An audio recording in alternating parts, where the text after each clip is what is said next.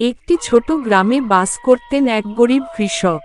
তার নাম ছিল রমেশ। রমেশ প্রতিদিন সকালে উঠেই তার খেতে কাজ করত, মাঠে চাষাবাদ করত।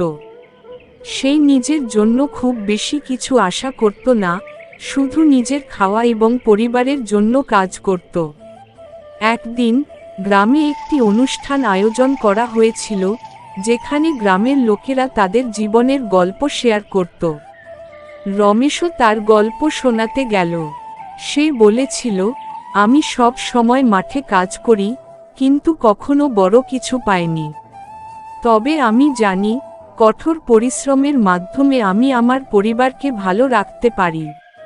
তার কথা শুনে সবাই মুগ্ধ হয়েছিল। সবাই জানত, রমেশ অনেক কষ্ট করে দিনযাপন করে, কিন্তু তার মুখে কোনো দুঃখের চিহ্ন নেই। তার জীবন ছিল শান্তিপূর্ণ, কারণ সে তার কাজের প্রতি নিষ্ঠাবান ছিল।